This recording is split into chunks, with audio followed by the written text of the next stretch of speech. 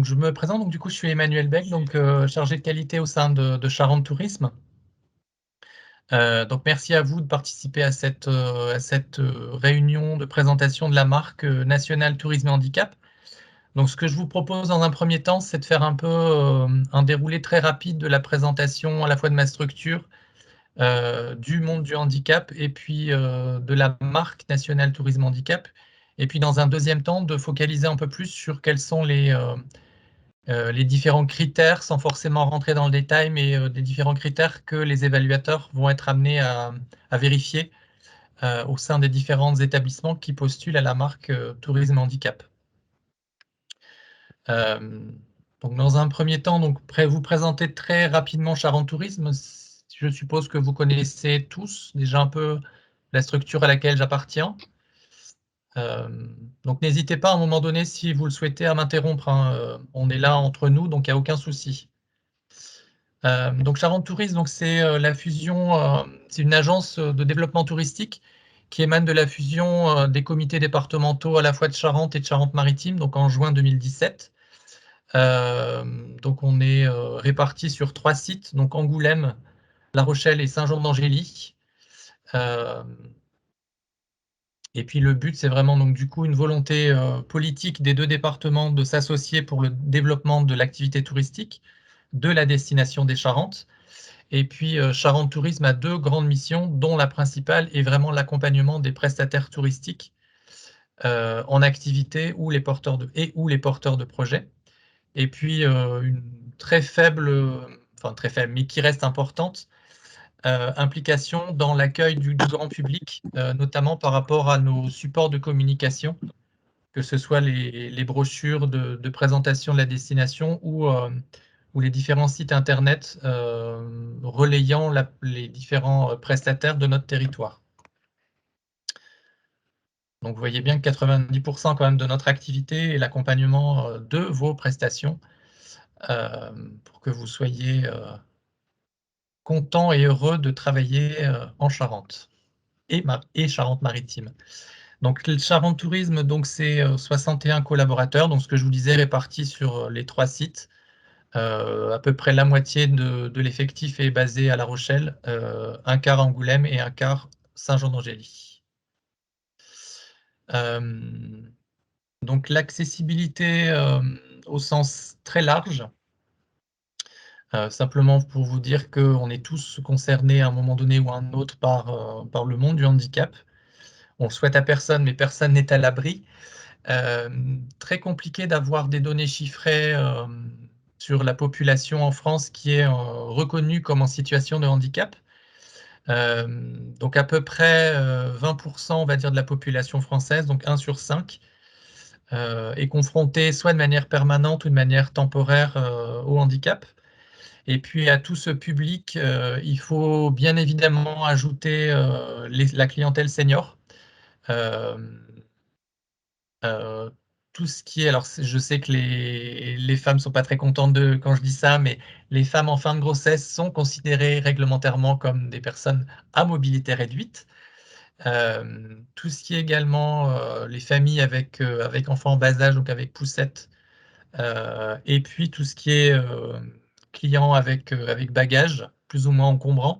Donc tout ça, ça fait partie de la mobilité et de l'accessibilité.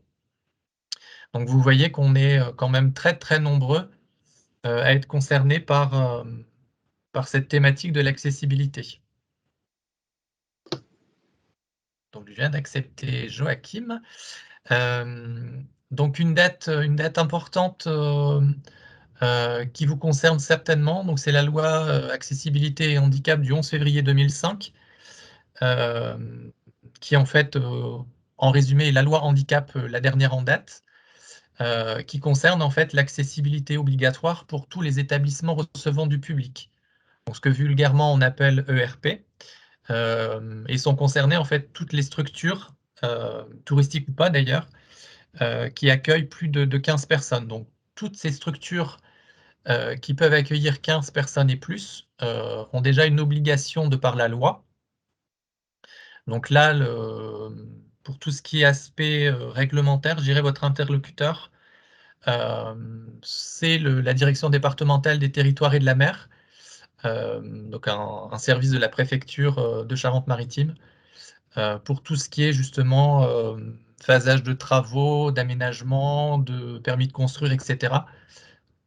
Tout ce qui concerne en fait la partie réglementaire.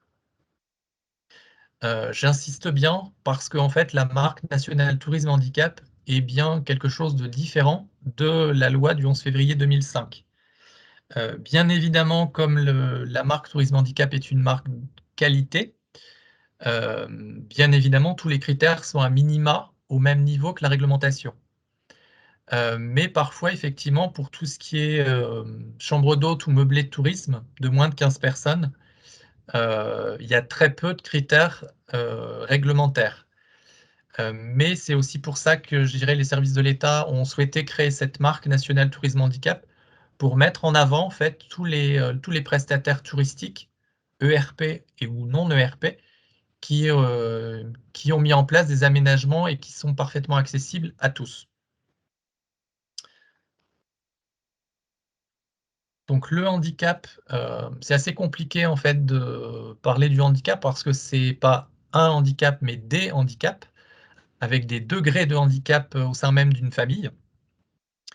Donc on regroupe en fait tout ce qui est déficience motrice, le handicap visuel, le handicap auditif, le handicap intellectuel et psychique que, au sein de la marque Tourisme Handicap, on regroupe, sous l'intitulé de handicap mental. Alors ça n'a aucune notion de péjorative, bien au contraire, mais on regroupe en fait, plusieurs familles de déficiences, on va dire. Et puis tout ce qui est maladies invalidantes, respiratoires, digestives et infectieuses. Donc vous voyez que le handicap, c'est quand même très large dans ses différentes formes. Un petit focus sur la clientèle, en situation de handicap. Alors c'est pas forcément un gros mot de dire ça, de cette manière-là, mais ça reste quand même un public, qui achète une prestation, donc c'est quand même un client, donc un marché du handicap. Hem et puis ils ont des attentes, globalement similaires à tout à chacun, mais parfois avec des attentes bien spécifiques. Donc vous voyez grosso modo qu'ils ont, les mêmes envies et les mêmes attentes, pour leur choix de destination touristique, sur leur date de destination, sur leur mode d'hébergement, qui est grosso modo, similaire aux personnes valides. Par contre, les 2 points, je dirais, sur lesquels ils vont être très vigilants, c'est la fiabilité de l'information, qui va leur être donnée, notamment par rapport au choix de l'hébergement et donc quelque part au choix de la destination. D'où l'importance effectivement, qu'un hébergeur, ou tout type de prestataire touristique d'ailleurs, fasse bien connaître son niveau d'accessibilité. Et puis le deuxième point de vigilance, c'est vraiment sur lequel ils vont être très attentifs, c'est la qualité de l'accueil et donc la formation également du personnel. C'est-à-dire que même si effectivement à un moment donné vous apposez le logo, si vous êtes labellisé, sur vos différents supports de communication, le client en situation de handicap va être très friand d'avoir des photos, qui vont lui permettre de mieux anticiper, mieux comprendre les différents aménagements que vous allez, proposer. Que ce soit, l'aménagement dans la chambre, dans la salle d'eau, notamment les sanitaires, parce que ce que la réglementation et ce que le cahier des charges tourisme handicap impose, ne convient pas forcément à tous. Et après, ils vont être également, très vigilants sur les différents équipements que vous allez leur proposer, notamment les sièges de douche. Est-ce que, c'est des sièges qui sont fixés au mur? Est-ce que c'est des sièges amovibles mis à disposition?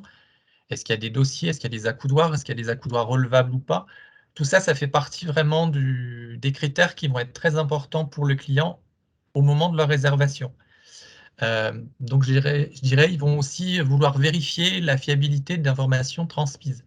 C'est-à-dire que même s'ils ont des belles photos explicatives sur, votre site internet, ils vont quand même vouloir vous envoyer un petit message, par mail ou vous appeler au téléphone pour vraiment avoir la confirmation que vous mettez bien à disposition tous ces équipements. L'avantage, par contre, c'est qu'une fois qu'ils ont trouvé l'hébergement ou la destination qui leur convient, ce sont des clients qui sont relativement assez fidèles et qui reviennent très régulièrement. Excuse-moi, Emmanuel. Oui. Tu devrais avoir 2 ou 3 personnes en attente ou qui Euh, devraient arriver. J'ai accepté Joachim tout à l'heure, mais j'en ai pas d'autres pour le moment en attente. Ok, c'est censé en Mais avoir 2 qui arrivent. je garde l'œil. Donc maintenant que je vous ai présenté un peu tout l'environnement, je vais focaliser un peu plus maintenant sur la marque Tourisme Handicap.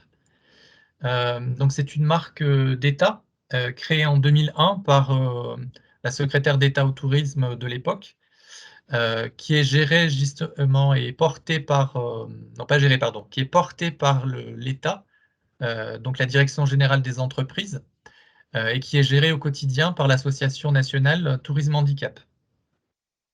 Et l'objectif, je dirais, c'est vraiment développer une offre touristique adaptée et ouverte à tous, pour qu'il y ait vraiment la création d'un réseau de prestataires accessibles et dont l'accessibilité a été vérifiée sur le terrain par un binôme d'évaluateurs. Ensuite, c'est vraiment d'accentuer, d'augmenter la lisibilité de l'offre, et puis toujours ce que je vous disais, l'importance de la garantie d'un accueil efficace et adapté. Donc, qu'est-ce que c'est que la marque Tourisme Handicap? Donc, c'est bien une marque de qualité. Donc, ce que je vous disais, à minima, qui s'aligne sur la réglementation, mais qui, sur certains critères, va être plus exigeant, notamment en termes de qualité d'accueil.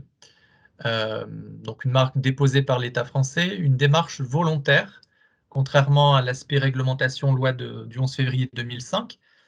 Donc, pardon. Libre à vous de postuler à la marque si vous êtes intéressé, mais il n'y a vraiment aucune obligation. Donc c'est une marque qui s'obtient pour une durée de 5 ans. Euh, donc il y a une visite et un contrôle tous les 5 ans pour effectuer le renouvellement. Et puis comme ce que je vous disais tout à l'heure, 4 grandes familles de handicap sont concernées. Donc le auditif, le mental, le moteur et le visuel, sachant que je dirais pour obtenir la marque, il faut au moins que le cahier des charges et les critères soient respectés pour 2 de ces 4 familles. Bien évidemment, le but principal, c'est d'obtenir la marque pour les 4 familles de handicap, mais vous pouvez très bien, à un moment donné, si la prestation ne le permet pas tout de suite, de postuler à 2 ou 3 de ces familles de handicap et puis de demander un complément de marque par la suite. 1 mois, 2 mois, 6 mois, 1 an, 2 ans après, si vous le souhaitez. Par contre, ce sera toujours bien la première date d'obtention de la marque qui fera la date d'échéance du terme des 5 ans, et donc date de renouvellement. Et puis, 35 cahiers des charges différents selon la catégorie et la spécificité de la prestation que vous disposez. Donc, on a vraiment un tronc commun, un cahier des charges qui s'appelle caractéristiques générales, un spécifique pour les établissements recevant du public et un autre pour les meublés, les chambres d'hôtes. Et après, on a différents cahiers des charges qui peuvent se compléter et se superposer les uns aux autres. Donc, on a un cahier des charges hébergement, on a un cahier des charges restauration, on a un cahier des charges piscine, on a montgolfière, golf, plage, office de tourisme, site de visite. Enfin, on a vraiment tous les panels de types d'activités possibles. Donc, je dirais en fonction des prestations que vous proposez à la clientèle, le binôme d'évaluateurs va prendre en fait ces différents cahiers des charges pour évaluer les différentes prestations que vous proposez. Donc, je suis désolé, mon police de caractère a un peu perturbé l'affichage de ma slide. Donc, j'avais un peu listé les bonnes raisons pour postuler à la marque.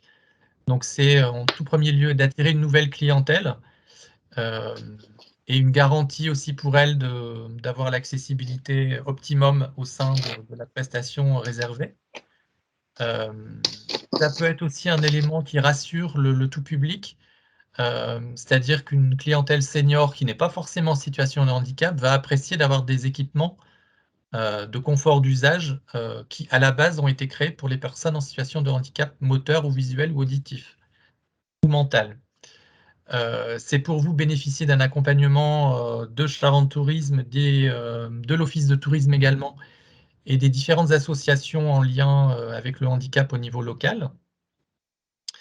L'obtention de la marque peut également être un avantage concurrentiel pour vous par rapport à vos concurrents directs et aux prestataires qui offrent la même prestation que vous, mais qui ne sont pas forcément accessibles ou qui n'ont pas forcément fait le choix d'afficher leur accessibilité.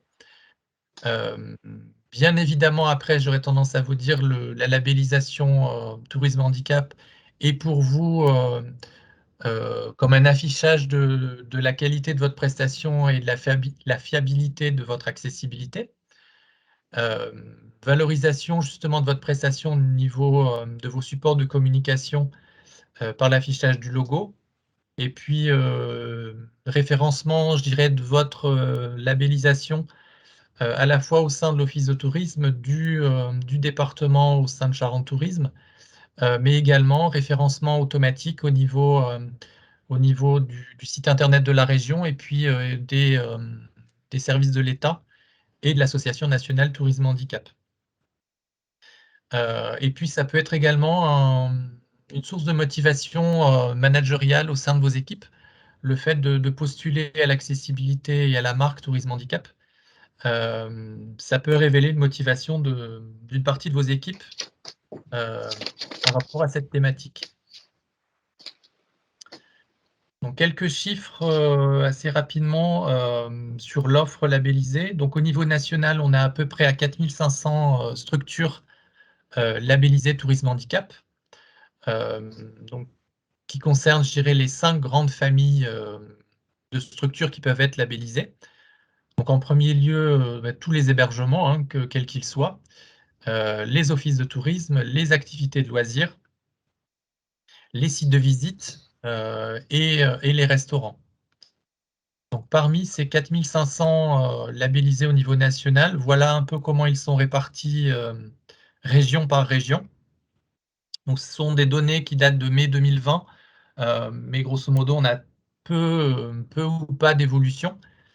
Donc, vous voyez que la Nouvelle-Aquitaine, on est loin d'être le vilain petit canard à la traîne, bien au contraire.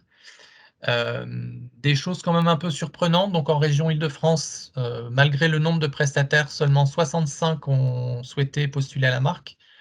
On ose espérer que pour les Jeux olympiques et paralympiques de 2024 à Paris, ce nombre augmente fortement.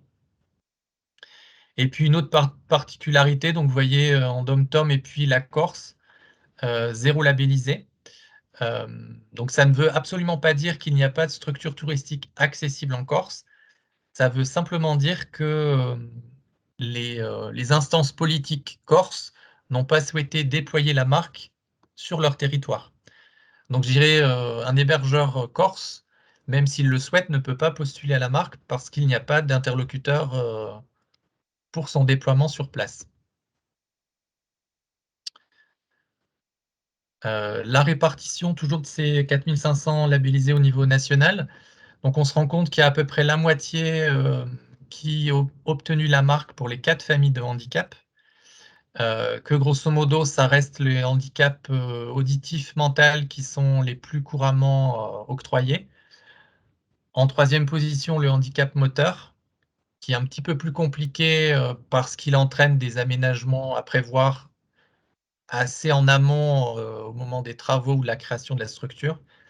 Et puis le handicap visuel, qui n'est pas forcément très compliqué à obtenir, mais qui n'est pas forcément, je dirais, celui auquel pensent en premier lieu les prestataires touristiques quand ils postulent.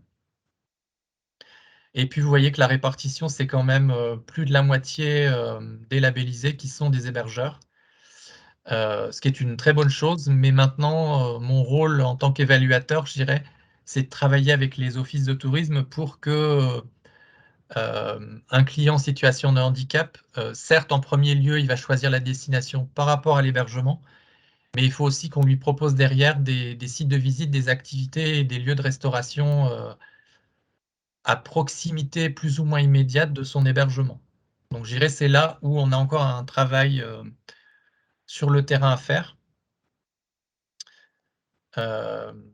Donc répartition toujours de pardon, de ces labellisations. Donc vous voyez que au sein des deux Charentes, donc Charente et Charente-Maritime, on est à 477 sites labellisés. Donc sur les 4500 au niveau national, donc vous voyez qu'on est quand même à 10% de l'offre nationale sur nos deux départements. Et on a 25% de l'offre nationale qui est en région Nouvelle-Aquitaine. Donc on commence vraiment à être identifié comme la destination accessible à tous. Dans l'image un peu du client potentiel, c'est vrai qu'on a un peu une image de destination de bord de mer avec les terrains qui sont relativement plats, donc facilement accessibles, on va dire, à tous. On bénéficie quand même aussi d'une image d'une destination touristique assez plaisante, avec des pistes cyclables en nombre. Et donc, du coup, dans l'imaginaire, je dirais, du client en situation de handicap, il se dit si un vélo peut circuler, moi en fauteuil ou avec mon chien guide ou malentendant, je vais pouvoir facilement circuler également. Donc la Charente-Maritime, avec 324 labellisés, est le premier département en termes d'offres tourisme handicap au niveau national. Et puis les trois, je dirais, sur le podium, on est quand même à 3 départements en Nouvelle-Aquitaine. Donc répartition de ces labellisés au niveau des deux Charentes. Donc on a encore une proportion un peu plus importante qu'au niveau national par rapport aux hébergements. Donc les 2/3 de notre offre sont des hébergeurs. Et puis vous voyez en fait que la répartition meublé chambre d'hôte, donc on est quand même à 230, donc quasiment la moitié de nos labellisés, qui sont des hébergements non ERP, donc non soumis à la réglementation et à la loi du 11 février 2005. Et puis ce qui est quand même à noter, c'est la faible motivation et implication des restaurateurs. Peut-être parce qu'on n'a pas été bon non plus en termes de communication auprès d'eux par rapport à la présentation de la marque Tourisme Handicap. Répartition des labellisés en Charente-Maritime. Donc vous voyez en fait que c'est assez relativement bien réparti dans les territoires. En jaune, vous avez le territoire de l'île de Ré, donc 29 labellisés au sein de votre territoire. Ce qui est pas mal, mais ce qui reste encore à développer, hein, on peut toujours faire beaucoup mieux. Donc là, je vais passer très vite, hein, c'est toujours la répartition au sein de la Charente-Maritime. Et au sein de votre territoire de l'île de Ré, donc parmi les 29 labellisés, donc on est à 18 hébergements, donc 8 meublés, 4 hôtels, 1 camping.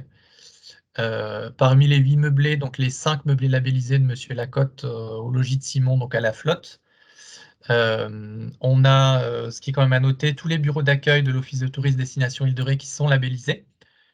Pas forcément tous sur les 4 familles de handicap, parce que je crois que je dois avoir 2 bureaux d'accueil qui ne sont pas 4 handicaps, mais tous les autres le sont. Donc on a quand même une bonne offre, une bonne porte d'entrée, je dirais, pour le client, pour avoir accès justement à toutes les informations en termes d'accessibilité de la destination. 3 activités de loisirs, dont 2 plages et puis 3 sites de visite. Donc vous voyez aucun restaurant labellisé dans l'île de Ré. Je le répète, ça ne veut pas dire qu'il n'y a pas de restaurant accessible, simplement qu'il n'y a pas de restaurants qui ont postulé à la marque pour le moment. 2 plages labellisées, mais il faut quand même noter que toutes les plages ou toutes les communes de l'île de Ré ont au moins une plage qui dispose de matériel à disposition gratuitement à la clientèle en saison. Donc c'est souvent un tir à l'eau et un fauteuil hippocampe, voire des déambulateurs de plage qui sont gérés en fait par les maîtres nageurs au niveau des postes de secours pendant la période d'ouverture, bien évidemment, des postes de secours, donc en juillet-août. Encore très peu quand même d'hébergements labellisés, compte tenu de l'offre qui est présente sur votre territoire. Et puis ce que j'ai quand même noté, ce qui est quand même intéressant de communiquer, parce que je me rends compte que peu de monde n'a l'information, c'est la possibilité de gratuité du péage du pont de l'île de Ré pour les personnes en situation de handicap, à partir du moment où elles ont une carte de validité de 80% minimum. Donc là, je dirais, il y a 3 semaines, 1 mois de montage de dossiers, d'envoi de justificatifs aux services compétents du département de la Charente-Maritime, ou une démarche qui peut être faite au niveau du personnel présent au niveau du péage. Et puis c'est une gratuité du pont qui a une validité de 4 ans, avec obligation bien évidemment que la personne en situation de handicap soit présente dans le véhicule au niveau du passage du pont. Ce qui est quand même évident, mais bon, il faut quand même le préciser. Donc ça peut être aussi quand même une neutralisation d'un frein potentiel pour faire venir cette clientèle-là sur votre territoire. Alors ça a un peu tout mélangé mon PowerPoint. Donc comment être labellisé? Bah, je dirais c'est assez simple. Faut simplement me prévenir, soit m'envoyer un petit mail ou me passer un petit coup de fil en me disant potentiellement je suis intéressé par la démarche tourisme handicap. Et suite à ça, en fait, on convient d'une date d'évaluation. Alors en fonction de l'avancée de votre situation, si vous êtes porteur de projet ou déjà en activité, soit je vous accompagne en amont avec une réunion préparatoire, ça peut être des visites de chantier, une ou plusieurs au besoin, sachant qu'au final, il faudra quand même que je vienne faire une évaluation officielle entre guillemets, où logiquement, je suis accompagné d'un évaluateur représentant le monde du handicap. Donc soit un évaluateur représentant les paralysés de France à La Rochelle, ou soit un représentant de la déficience visuelle, donc l'association Valentin VIII, qui est également basée à La Rochelle. Je dis logiquement parce que, vu le contexte sanitaire, depuis 1 an et demi, 2 ans, c'est assez compliqué pour moi de me déplacer avec un évaluateur en situation de handicap sur le terrain. Donc, en temps normal, et j'espère que ça va très vite revenir, je viens en binôme.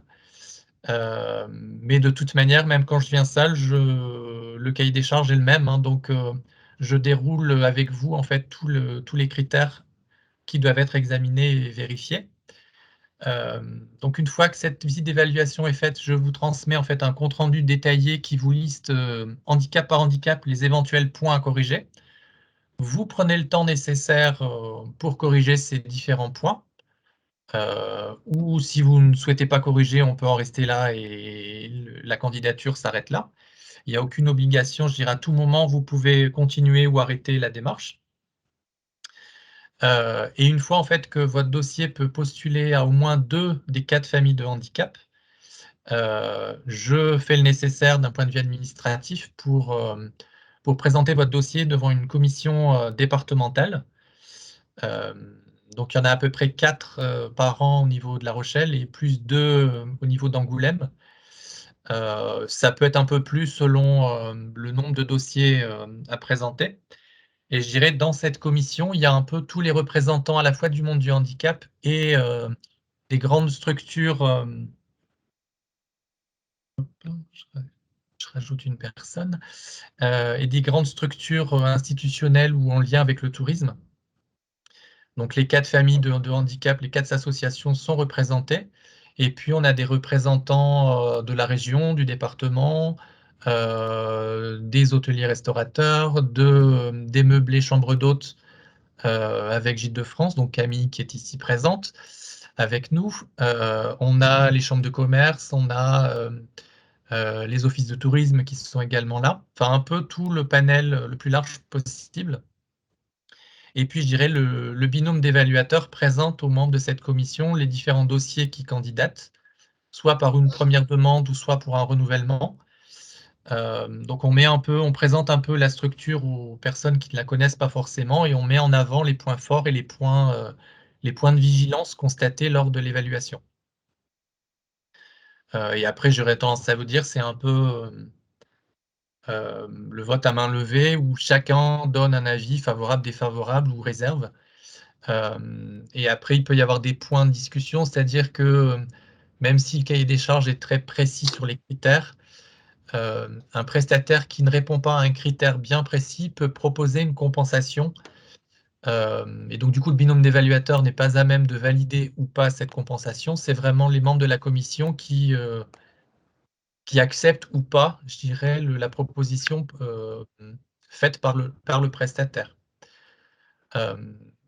Et comme c'est, je dirais, c'est une marque d'État, c'est forcément après, de toute manière, les services de l'État qui valident les décisions prises par la commission départementale. Donc j'aurais tendance à vous dire, ça peut aller très vite en termes de labellisation. Ça dépend un peu, je dirais, la période de l'année et la proximité ou non d'une future commission territoriale.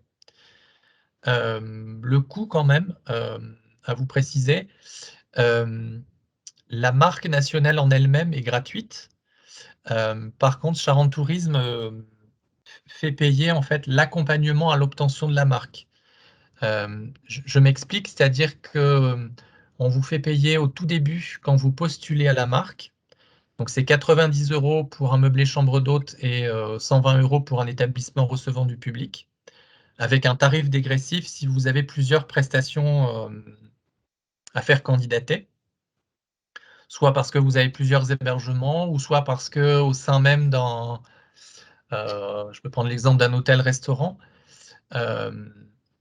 si le restaurant n'est ouvert qu'à la clientèle et uniquement la clientèle de l'hôtel, pour nous, c'est un seul dossier. Par contre, si le restaurant est ouvert à tout public et pas uniquement à ceux qui sont hébergés sur place, là, pour nous, c'est 2 dossiers. Donc avec potentiellement 2 déclinaisons possibles. Si on peut très bien avoir le restaurant labellisé 4 handicaps et l'hôtel ne l'avoir que pour 3 familles de handicap. Donc là, on vous demandera simplement d'être vigilant en termes de communication, à ne pas imposer sur votre site internet le logo 4 handicaps si vous avez une partie qui n'est pas labellisée pour les 4 familles de handicap. Donc je vous disais effectivement, l'accompagnement est payant. Par contre, toute demande de complément de marque, si vous n'aviez pas obtenu les 4 déficiences dès le départ, et tous les renouvellements futurs, tous les 5 ans, seront entièrement gratuits. C'est vraiment l'accompagnement au démarrage qui est payant.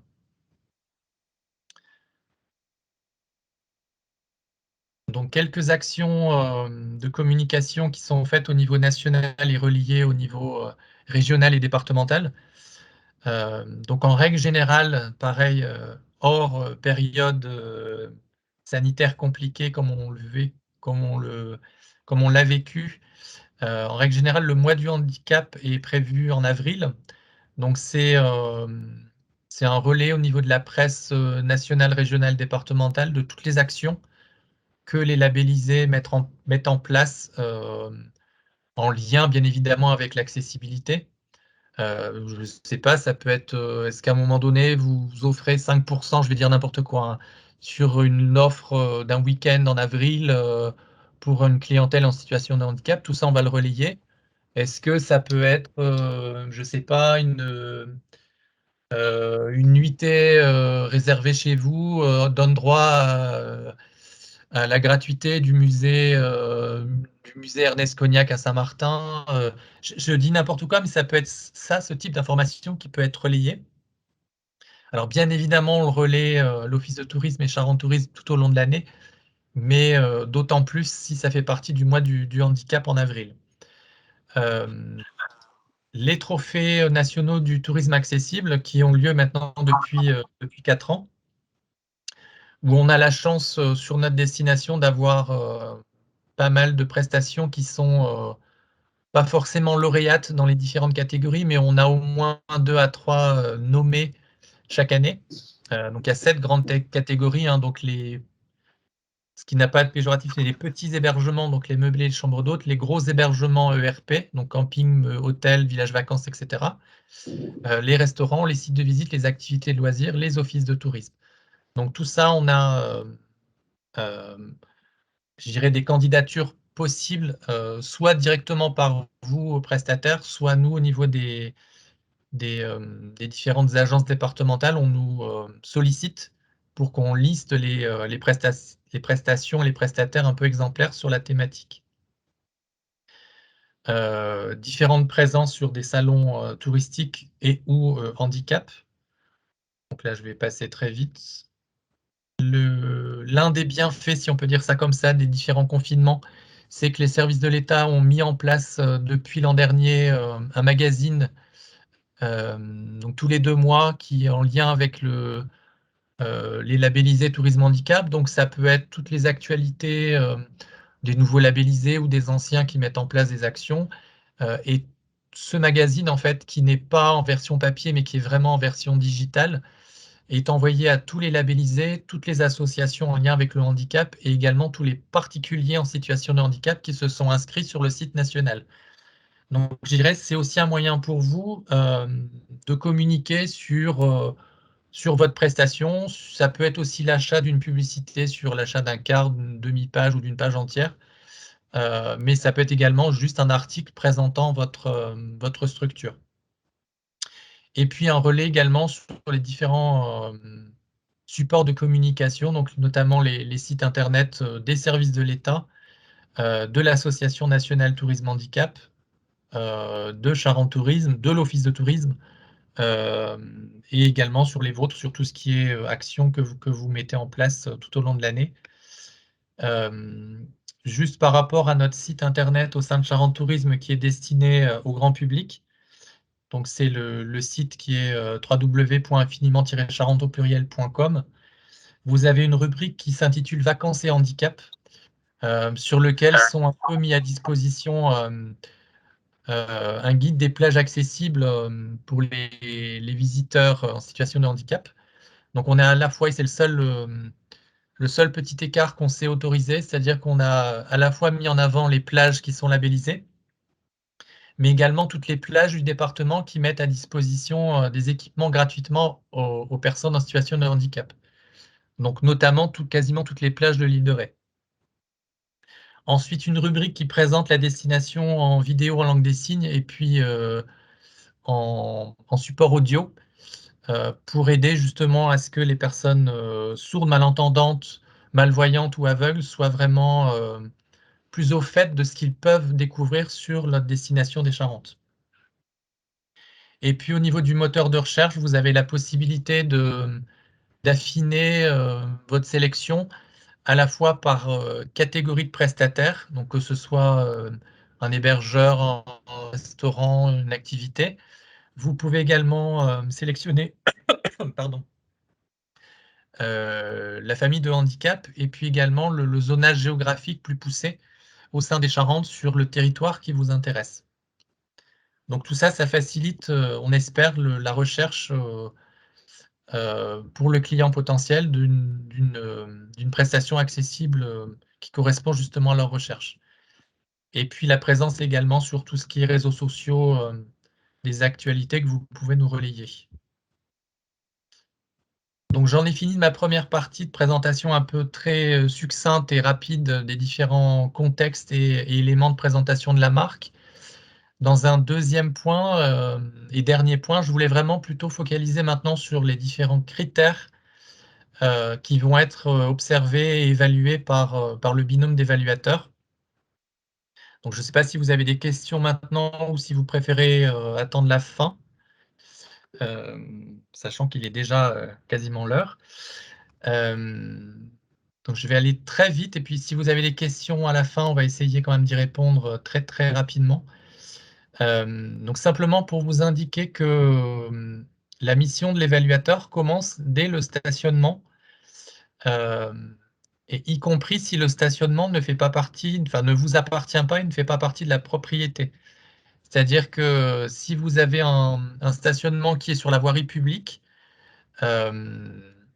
malgré tout, l'évaluateur va commencer sa visite à partir de cet endroit-là. Donc après, on va tout vérifier. Si effectivement on a le nombre de places de stationnement suffisant par rapport au nombre total, s'il y a bien le marquage au sol, s'il y a bien les panneaux signalétiques présents. On va vérifier tous les cheminements extérieurs, y compris les passages piétons protégés avec les trottoirs bateaux, les largeurs de porte pour accéder à l'établissement, si besoin d'affichage de signalétique et de panneaux d'information à l'extérieur. Et après, bien évidemment, tous les cheminements extérieurs qui sont à l'intérieur de la propriété.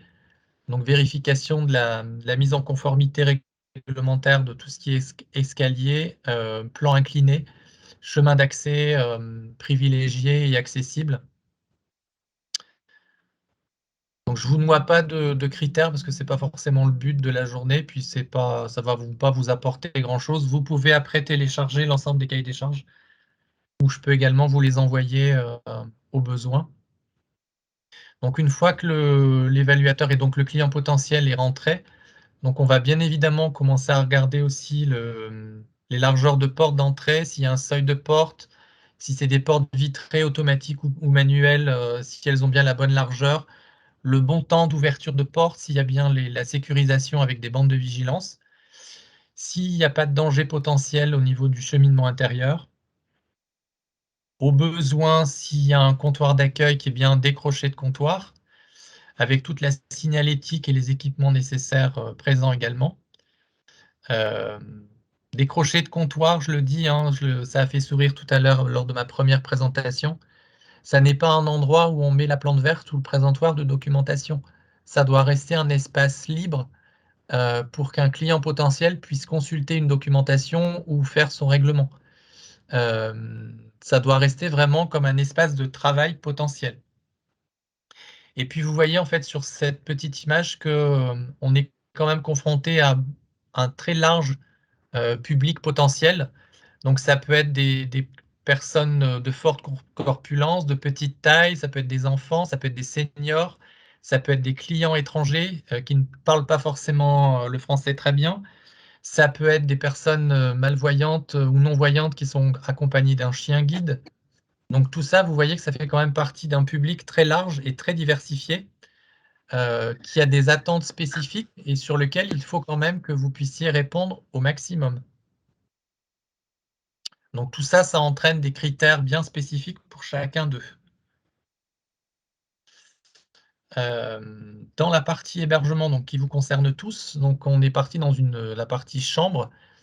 Donc là, on commence à rentrer dans des choses très techniques, avec une aire de rotation libre de tout mouvement et de toute ouverture, fermeture de porte.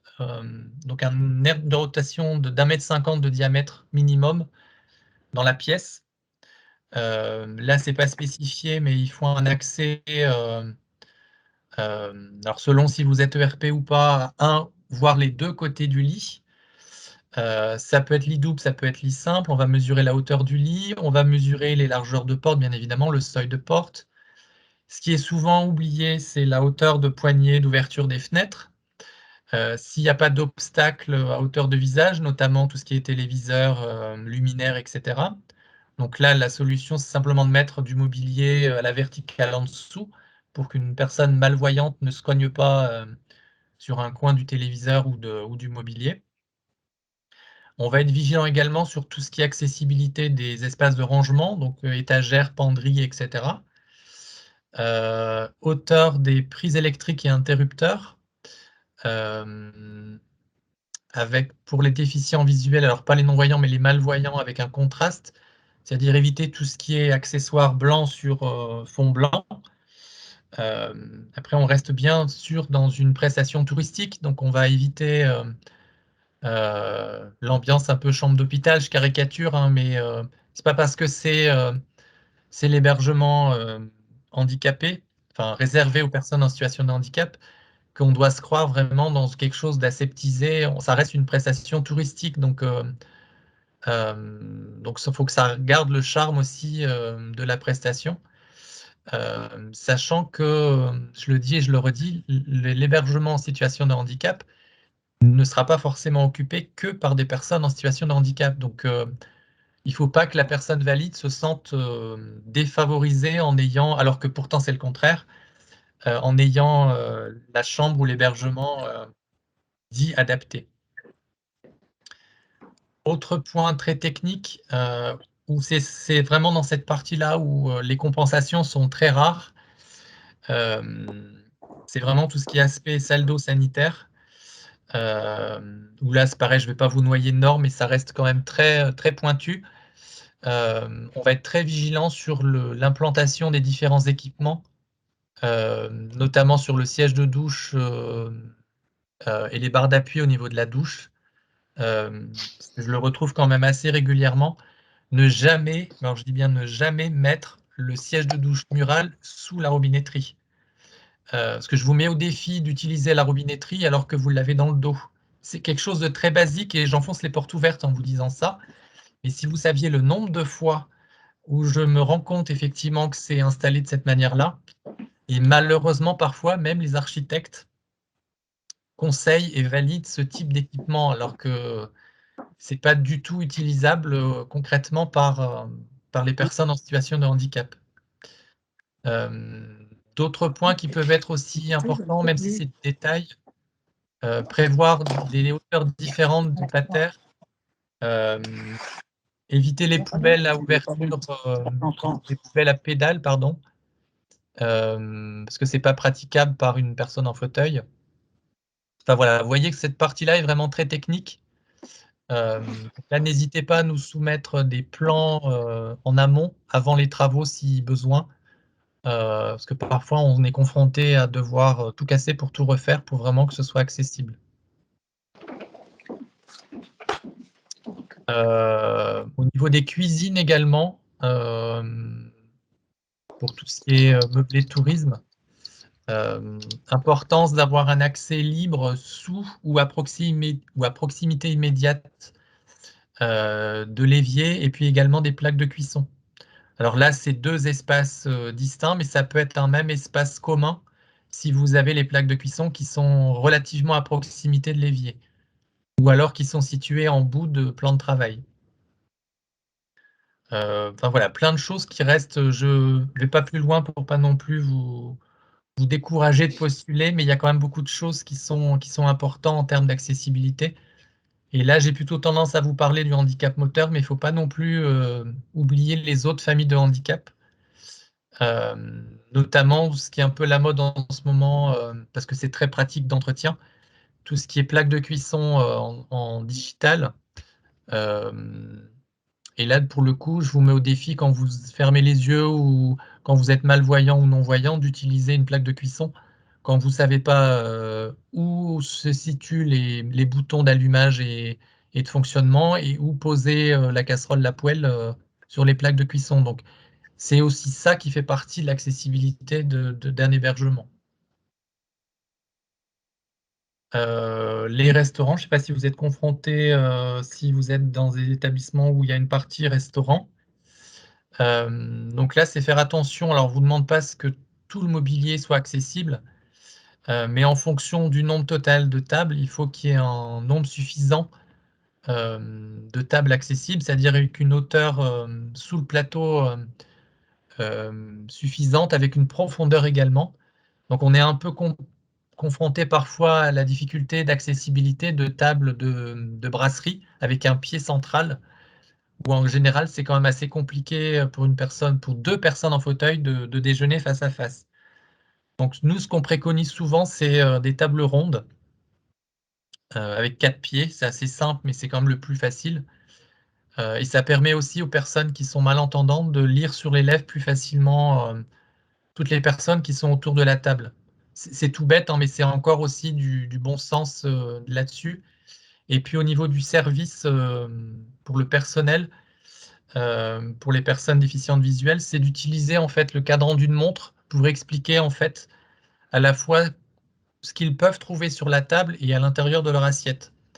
Je vais dire n'importe quoi, leur dire que la corbeille de pain est à 3 heures, qu'au sein de leur assiette, la viande est à midi et que les haricots sont à 18 heures. Enfin voilà, c'est vraiment se servir d'une cadran d'une montre pour qu'ils puissent visualiser intérieurement en fait comment et quels éléments ils peuvent trouver facilement.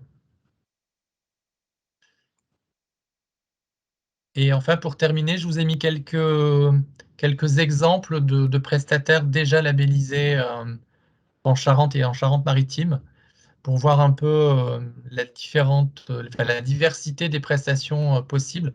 Donc, on a un catamaran à Foura, on a un parc de loisirs indoor à Angoulins, on a un train touristique sur Oléron. On peut aussi avoir des jardins éphémères ou permanents. On a tout ce qui est grande maison de cognac ou les caves viticoles. Ça peut aussi être être un prestataire que l'on peut labelliser, que l'on peut accompagner.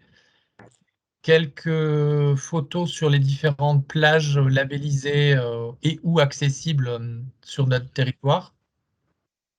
Donc vous voyez sur la slide en haut au milieu, c'est des fauteuils hippocampes en fait qui permettent vraiment l'accès facilité sur les plages, donc sur le revêtement en sable.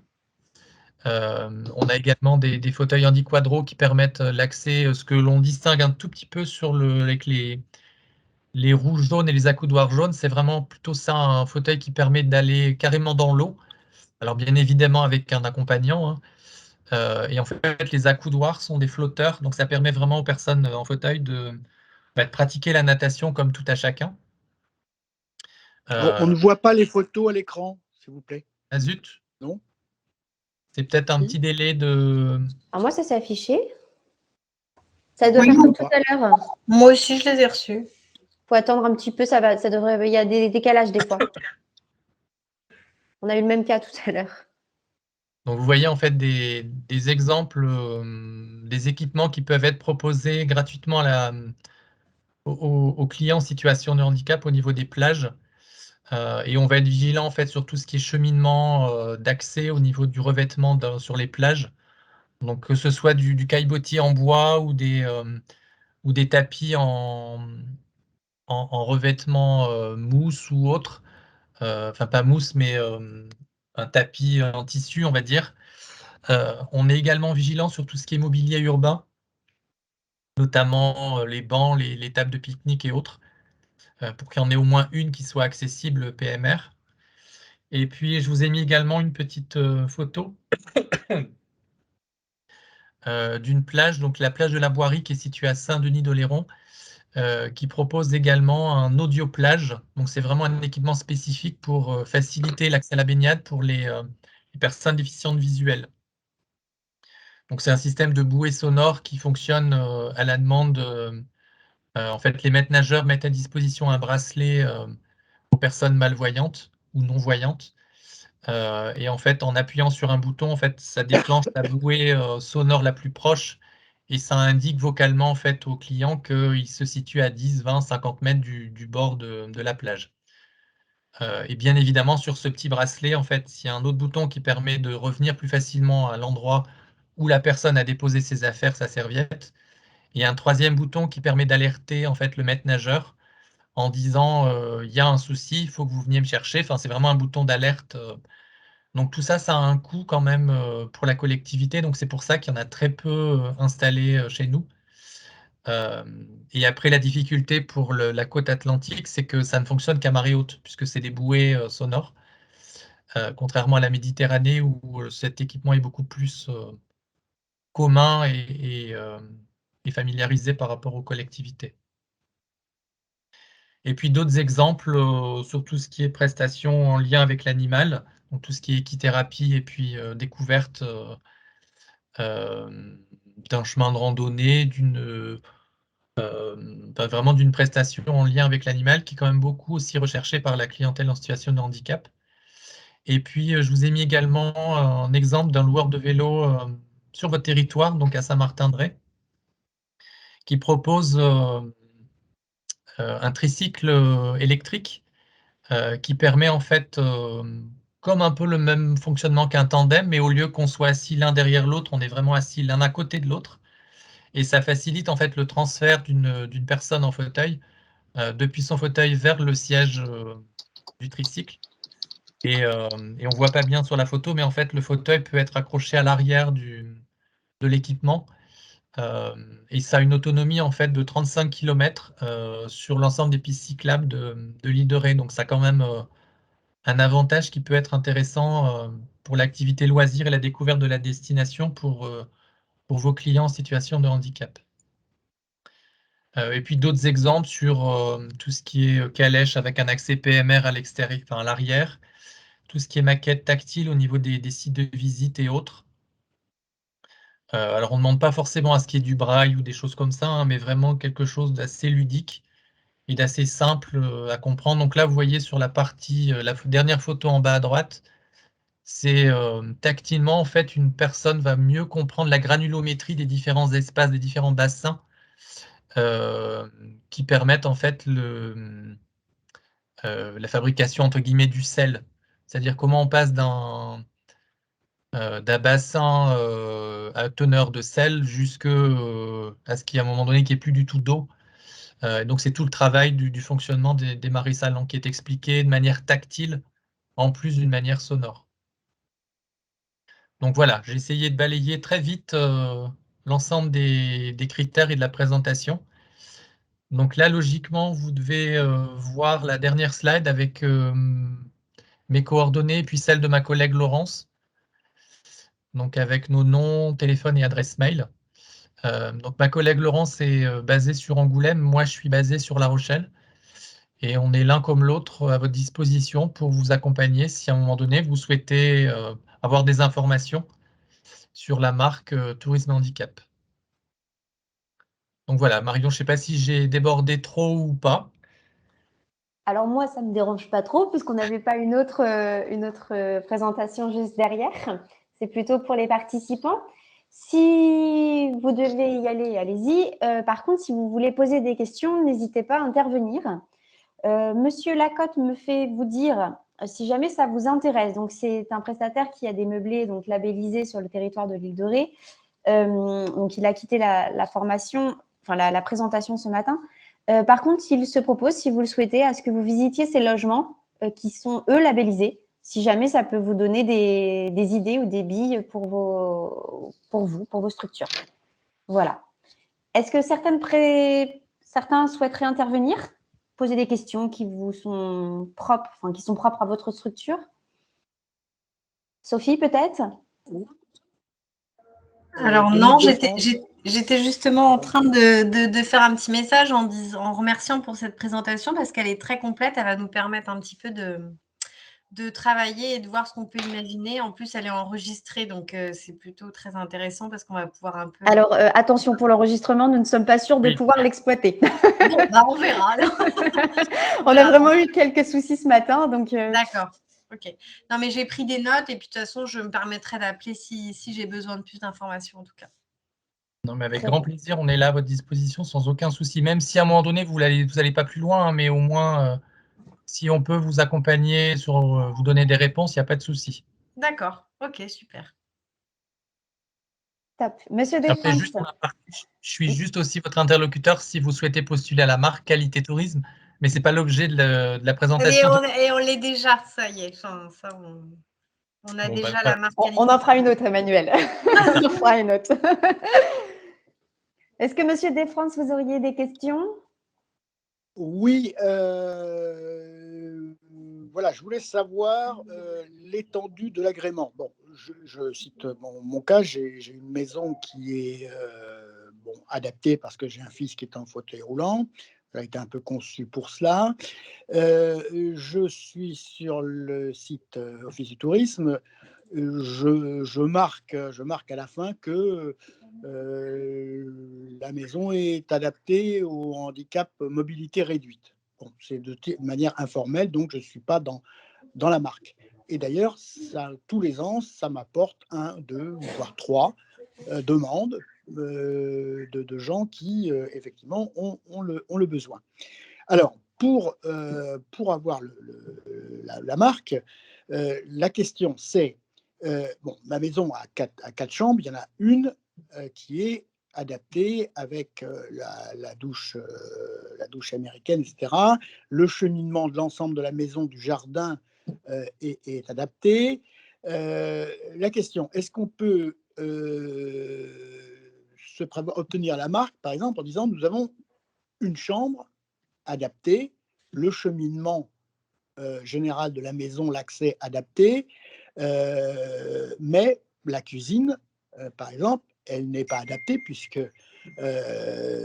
effectivement mon fils, c'est pas lui qui fait la cuisine. Voilà. Bon, donc est-ce que l'agrément, la marque, ça doit porter sur la totalité de la maison ou seulement une partie, certaines pièces et pas d'autres, en le précisant évidemment. Alors, c'est oui et c'est non. C'est-à-dire qu'il ne faut pas forcément que toutes les chambres soient adaptées et accessibles, il en faut au moins une. Par contre, il faut que toutes les prestations offertes soient accessibles. Donc, ça sous-entend l'accès à la fois aux extérieurs et à l'intérieur à au moins une chambre, la pièce de vie, une salle d'eau sanitaire et la cuisine. Oui. Bon, là, en l'occurrence, non, la cuisine ne l'est pas. Bon, Et du ne l'est coup, pas, et j'ai jamais eu de demande d'ailleurs pour la cuisine. après, on comprend bien que si vous avez 4 chambres et une seule chambre PMR, ça ne sera jamais occupé par un couple. Ils vont pas louer une grande capacité alors qu'ils sont que 2. Par contre, nous, par rapport aux critères d'éligibilité, on va forcément, si vous voulez, il faut que la personne soit la plus autonome possible. Donc, c'est-à-dire que si à un moment donné, elle a besoin de se cuisiner n'importe quoi, il faut qu'elle puisse le faire de manière autonome. Je comprends. Mais D'accord, ce je qui ne comprends. vous empêche pas de continuer à communiquer sur le fait que votre meublé est accessible, en Voilà. précisant bien qu'il n'y a que la chambre et la salle d'eau. Voilà. Alors, il y a effectivement une chambre, une salle d'eau et toute la circulation du grand jardin où il y a des circuits d'allées. Voilà. Mais donc, ça convient très bien pour des familles où il y a un enfant ou une personne âgée qui a une mobilité réduite. Bon, c'est parfait. Mais effectivement, un handicapé moteur important ne pourrait pas y vivre seul, puisque pour la cuisine, il ne pourrait pas accéder à une table de cuisson ou à un évier avec un dégagement dessous.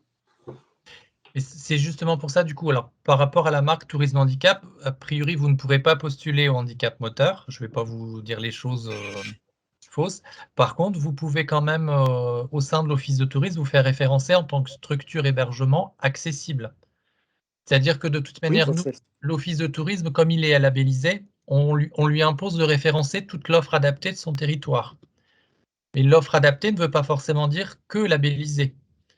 C'est-à-dire qu'à un moment donné, il peut très bien y avoir des demandes de clients où c'est une famille de 6-8, dont une personne en fauteuil qui ne cuisine pas. Donc ce serait dommage que l'Office de tourisme ne renseigne pas sur vos coordonnées alors que ça correspond parfaitement à la demande. Oui, oui. Oui, en fait, ce que je marque dans ma petite annonce à la fin, c'est que c'est adapté pour personnes en mobilité réduite. Et donc, quand les gens, effectivement, ont l'œil attiré par cela, et j'ai plusieurs demandes par an, là, on s'explique, je leur explique en quoi ça consiste. Et on tombe très rapidement d'accord, parce qu'en général, ce sont des familles où il y a un ou deux enfants ou personnes handicapées. Voilà. Non, mais c'est parfait, c'est justement comme ça qu'il faut procéder, justement. Donc Voilà. j'ose espérer que Alors, l'Office de tourisme vous a bien référencé en tant que structure adaptée. Je confirme, je crois que c'est le cas. Tant mieux. Parfois, effectivement, quelqu'un se prévaut de l'Office du tourisme, me dit « on m'a dit que donc expliquez-moi en quoi c'est adapté ». C'est vrai. Bon, voilà. Oui. Voilà. Non, mais c'est parfait, je pense que c'est la bonne manière de procéder de toute manière. Alors, aussi une autre question, si par exemple je veux prétendre à la marque, bon, je sais que ma chambre est adaptée, etc., mais il n'y a peut-être pas exactement le fauteuil, etc. Bon, est-ce que vous faites une sorte de prévisite conseil où quelqu'un veut prétendre à la marque et dit, moi je ne sais pas trop, je pense que, mais etc. Une prévisite conseil, et puis ensuite les gens réalisent et il y a le véritable agrément marque ensuite. Tout ça, ça fait partie justement du package que l'on propose, le coût des 90 € en fait par meublé. C'est compris dedans, d'accord. C'est compris dedans, en fait, c'est une visite Ouais. conseil, voire plus s'il y a besoin, quand je me déplace plusieurs fois. Et à minima, la visite d'évaluation finale quand les travaux sont terminés ou quand c'est adapté. Ah oui, Mais vous pouvez vous déplacer une ou deux fois, par exemple. Voilà. même plus s'il faut. Au Alors début, après, une fois. me faites pas déplacer D'accord, toutes les compris. semaines, Oui, mais bien sûr. potentiellement, je peux venir plusieurs fois s'il y a besoin. J'ai compris. Merci, c'est parfait. Même en présence de vos artisans, si vous le souhaitez. Parfait. Merci beaucoup. Merci, Monsieur Je vous en Despins. Et bravo pour l'initiative. Est-ce que Madame Palardi ou Fanny, vous souhaitez intervenir? Non, on a pris des notes et tout va bien. On reviendra vers vous ou vers Monsieur Beck pour prendre un rendez-vous, probablement. Voilà. Mais là, on est encore Monsieur en Beck, en plus. Moi, je ne vais pas vous apporter grand-chose, je pense. Non, on a pris les coordonnées de Monsieur Beck et de Laurence et on reviendra vers eux dès qu'on aura un peu avancé dans nos travaux là, parce qu'on est en plein chantier là, donc c'est pas terrible, mais on va prendre rendez-vous pour être calé probablement sur le mois d'avril. Je ne sais pas combien de temps ça prend après, à partir du moment où il y a la visite. Ça peut être très rapide en fonction de la date de prochaine commission, c'est-à-dire que si là, je pense que je vais faire une commission en mars-avril. Si je me déplace chez vous en avril, la prochaine commission sera certainement en juin, donc ça peut aller très vite si tous les critères sont respectés dès le départ. Hein, donc, Non, je pense qu'on pourrait, si vous êtes disponible, faire un rendez-vous vers la fin février ou quelque chose comme ça. Hein. Comme vous voulez. Voilà, donc on avance un peu dans nos travaux et puis on revient vers vous dès qu'on se sent prêt. D'accord? Et merci beaucoup pour votre intervention très claire. À bientôt. Merci beaucoup, Madame Palardi. Est-ce que Camille, vous souhaitez intervenir pour Gilles de France?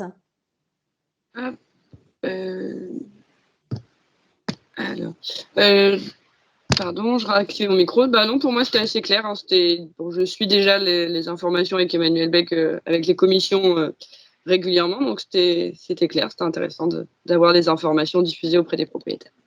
Super, top. Donc, j'imagine que du coup, alors Amy, on ne vous a pas donné la parole, mais Sophie a peut-être parlé pour vous également, sauf si vous souhaitez intervenir. Non, je n'ai pas plus d'informations, de choses à dire que Sophie. Ok, très bien. Est-ce que d'autres personnes souhaitent intervenir? Est-ce que tout est bon pour vous? En tout cas, merci de votre participation et de votre présence. Et puis, n'hésitez pas, hein, soit vous passez par moi en direct ou vous passez par l'office qui relaiera l'information ou la demande de précision. Donc, n'hésitez pas, on reste vraiment à votre disposition au besoin. Super, merci beaucoup Emmanuel. Merci à vous tous d'avoir participé. Merci Marion. Merci à toi d'avoir répondu présent. Et puis à très vite. N'hésitez pas à nous recontacter donc, pour ce sujet-là ou pour d'autres. Si vous souhaitez mettre en place d'autres webinaires concernant vos problématiques à vous, on est là pour ça. Et puis là, pour le coup, je vous encourage vivement à contacter Emmanuel ou Laurence pour cette problématique et l'obtention de cette marque. Merci beaucoup et puis je vous souhaite une très belle journée.